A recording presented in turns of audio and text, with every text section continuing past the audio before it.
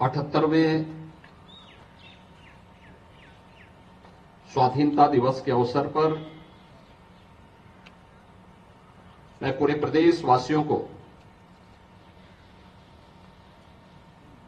हृदय से बधाई देता हूं।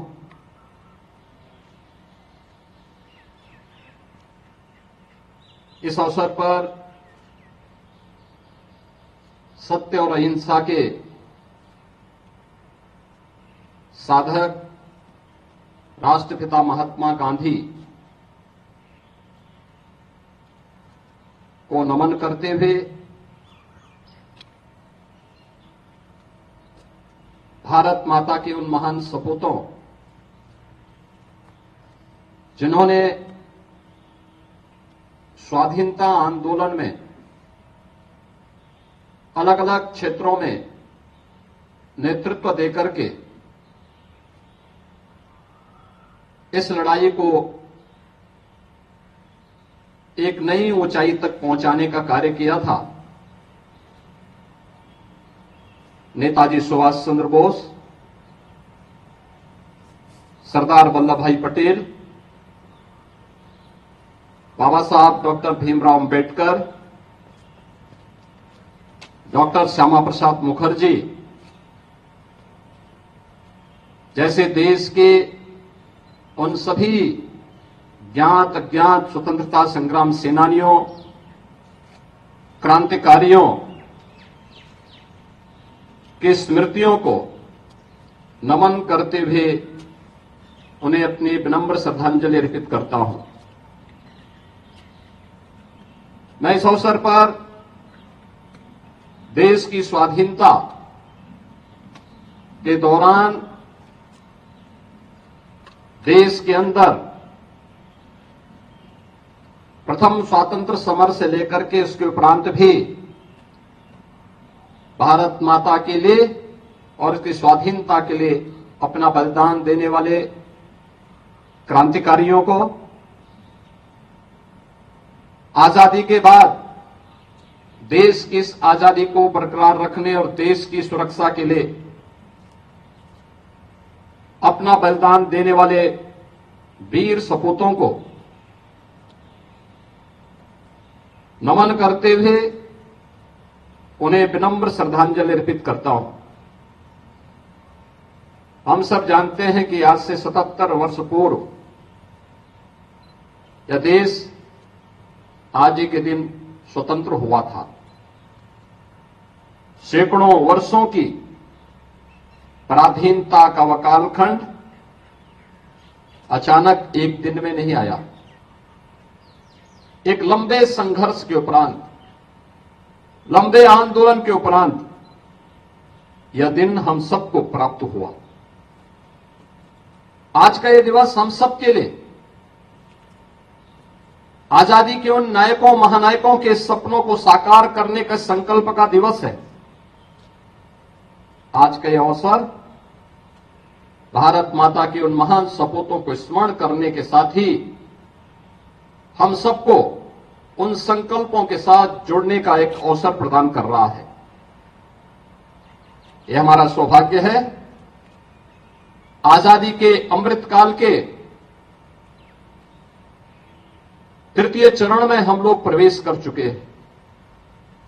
इस देश का यशस्वी नेतृत्व आजादी के अमृतकाल के इस प्रथम दशक में दुनिया के सबसे लोकप्रिय राजनेता, भारत के यशस्वी प्रधानमंत्री श्री नरेंद्र मोदी जी के सुरक्षित हाथों में आज हम सब एक नए भारत का दर्शन कर रहे हैं। हमने पिछले 10 वर्ष के दौरान एक नए भारत का दर्शन किया है। यह नया भारत एक भारत भी है तो श्रेष्ठ भारत भी है। 10 वर्ष में भारत ने अभूतपूर्व प्रगति प्रत्येक क्षेत्र में की है। देश की प्रगति के साथ हम भी सहभागी बन सकें। आजादी के अमृत महोत्सव वर्ष में प्रधानमंत्री मोदी जी ने हर भारतवासी को पंच प्रण का स्मरण कराया था। यह पंच प्रण आजादी के उन्हीं संकल्पों को पूरा करने के प्रत्येक नागरिक के अपने दायित्व को जोड़ने का एक प्रण है, एक अभियान है और उस अभियान का हिस्सा हम सब बन सके। इसके लिए उन्होंने जो आह्वान देशवासियों का किया, उस आह्वान के साथ जुड़ते हुए राज्य सरकार ने भी लगातार प्रयास किए। ये 25 करोड़ की आबादी का राज्य पिछले 7-7.5 वर्ष के दौरान एक नई यात्रा प्रारंभ किया है। ये यात्रा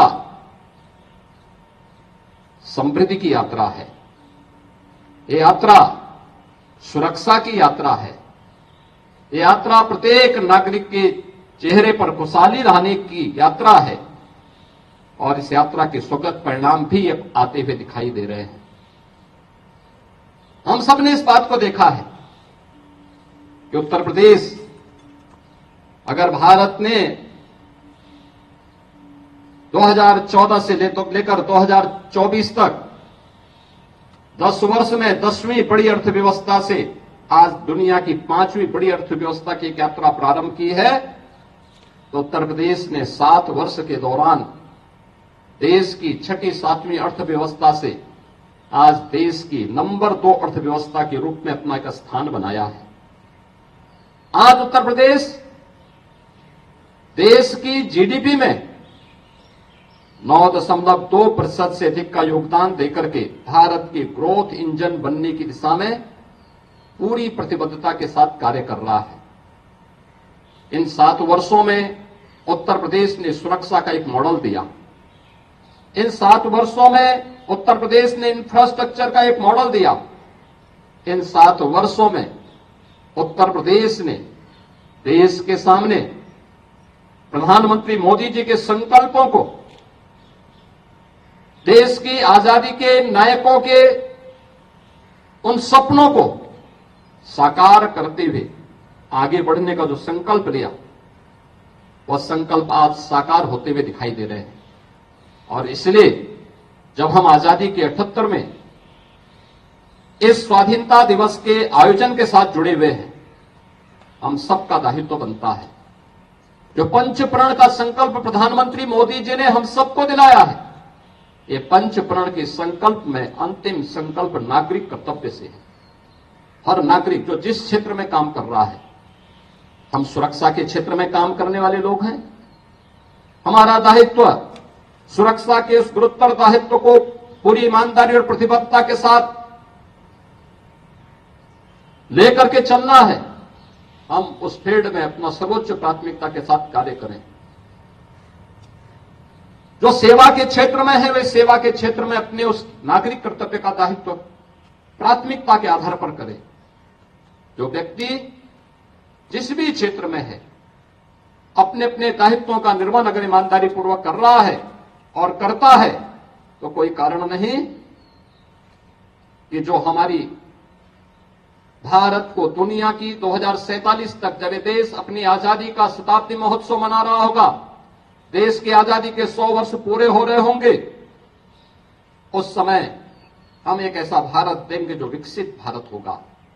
लेकिन विकसित भारत के लिए नागरिक कर्तव्य और राष्ट्र प्रथम भाव के साथ हम सबको जुड़ना होगा। राष्ट्र प्रथम का यह भाव भारत को दुनिया की सबसे बड़ी ताकत के रूप में स्थापित करेगा।